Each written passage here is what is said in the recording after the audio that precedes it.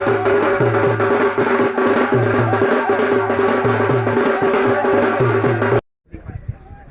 का मौत से कोई वास्ता नहीं होता जनाब, फौजियों का मौत से कोई वास्ता नहीं होता और फौजी वहां कदम रखते हैं जहां कोई रास्ता नहीं होता।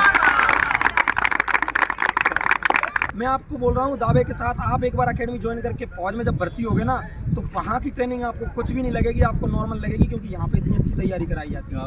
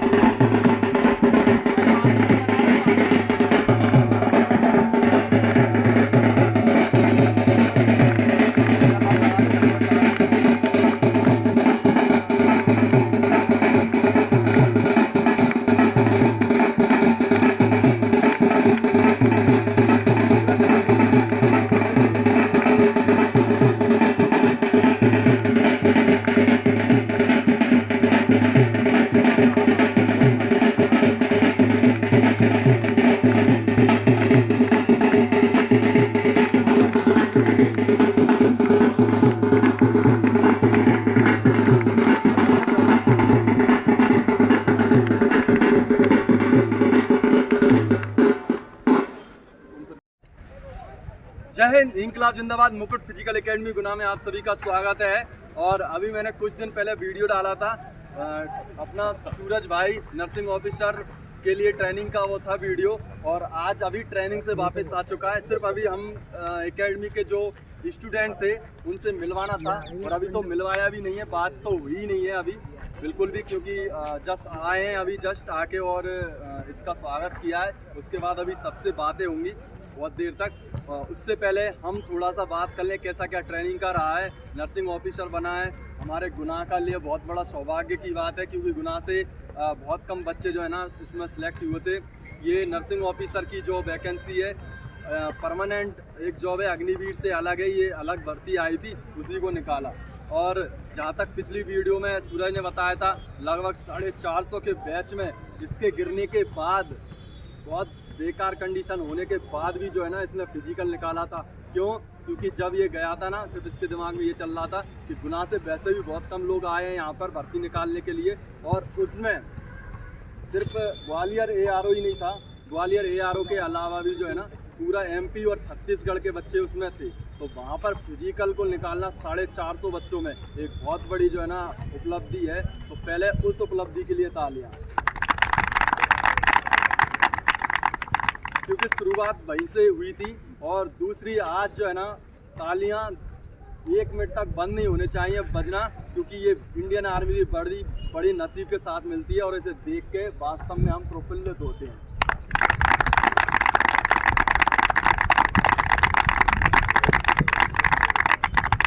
सूरज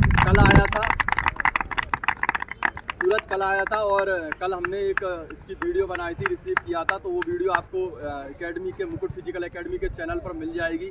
और परसों ये ट्रेन में सफ़र हुआ है, पूरा टाइम थक गया था, तो कल हमने नहीं बुलाया था, बोले कि अब ठीक है रिलैक्स करो। और उसके बाद में अभी एक जो है ना ये तो सिर्फ नॉर्मली मिलना था, अभी स्वागत का कार्यक्रम, एक कार्यक्रम और इसके लिए रखने वाले हैं, जिसमें इसके साथ देखिए बहुत महत्वपूर्ण भूमिका रहती है हमारे फैमिली मेम्बर्स की, भाई की, बहन की, हमारे माता पिता जो हमारे लिए इतनी मेहनत करते हैं। हमें वो जब हम बचपन में 3 साल 4 साल के होते हैं, 5 साल के होते हैं, तो वो हमें रास्ता दिखाते हैं कि आपको स्कूल तक जाना है। फिर हमें एक गुरु मिलते हैं, वो हमें पढ़ना सिखाते हैं। फिर हम ग्राउंड तक आते हैं, तो फिर अपने कोचेस जो है ना आपको दौड़ना सिखाते हैं। तो वो जो रास्ता सबसे पहले प्रारंभ किया वो माता पिता ने किया, तो उन माता पिता का सम्मान भी बहुत ज़्यादा ज़रूरी है। तो वो भी जो है ना जल्दी कार्यक्रम होगा, उसका वीडियो भी आप लोग को मिलेगा। तो जो पहली बार आए चैनल को सब्सक्राइब ज़रूर कर लेना।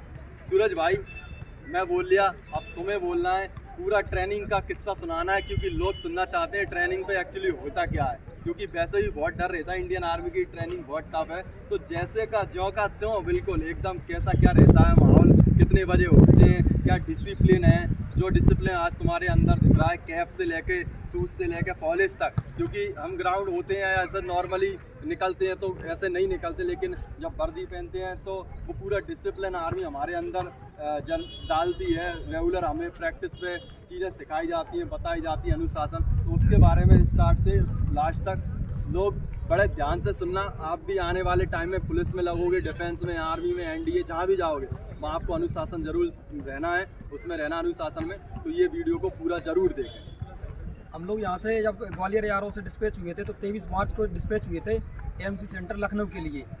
लखनऊ में हम लोगों का रिपोर्टिंग टाइम 25 तारीख का दिया गया था, 25 मार्च का। 25 मार्च को हम लोगों ने रिपोर्टिंग कर दिया था। इसके बाद 7 दिन तक हमारा कागजी कार्रवाई चलती रही थी। 7 दिन के बाद 3 अप्रैल को हमारी ट्रेनिंग स्टार्ट हो गई थी। 3 अप्रैल से ट्रेनिंग स्टार्ट हुई थी, तो हमारी ट्रेनिंग अभी 10 मई को क्लोज हुई है, ख़त्म हुई है। उसमें आर्मी का सिद्धांत ये है, आर्मी को अगर एक लाइन में समझना चाहें तो हम कह सकते हैं कि discipline is the backbone of army. अनुशासन ही आर्मी की रीढ़ की हड्डी है।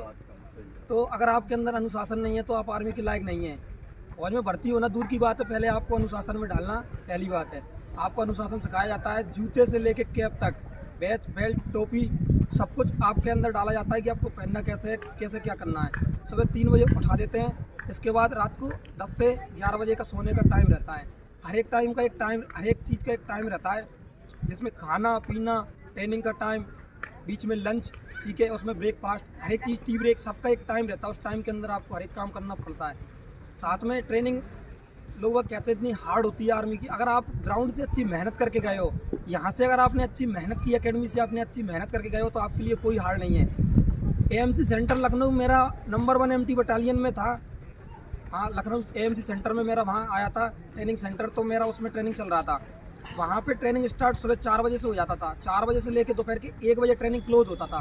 फिर उधर शाम को 4 बजे से 7 बजे तक ट्रेनिंग चलता था। तो ऐसा कभी लगा ही नहीं है कि यहाँ पे ट्रेनिंग का लोड ज़्यादा है, क्योंकि भैया ने यहाँ पे इतनी ज़्यादा मेहनत कराई थी कि वो मेहनत ऐसा लग रहा था कि इससे ज़्यादा तो हम ग्राउंड पे करके आए हैं।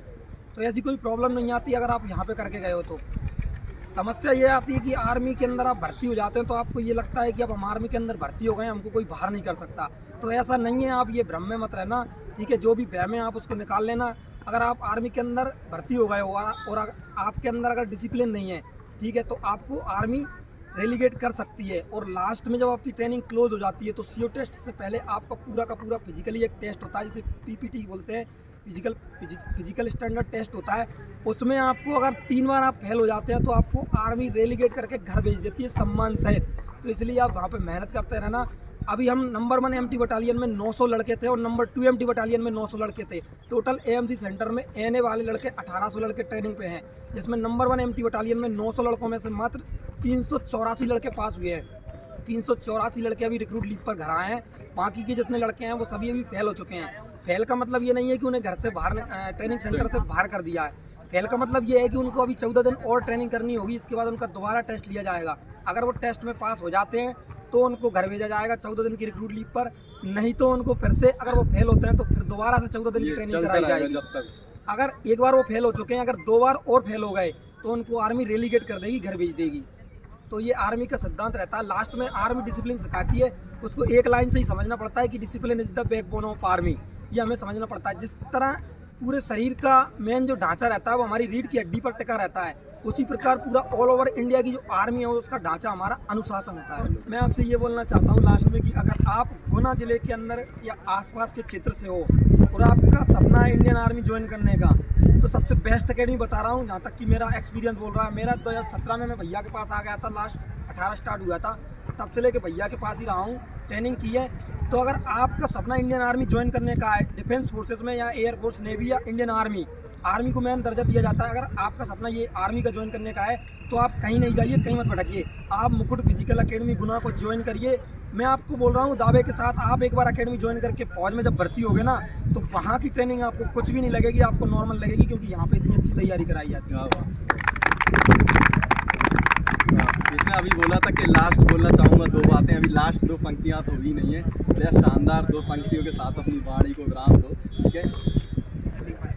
फौजियों का मौत से कोई वास्ता नहीं होता कि जनाब, फौजियों का मौत से कोई वास्ता नहीं होता, और फौजी वहाँ कदम रखते हैं जहाँ कोई रास्ता नहीं होता।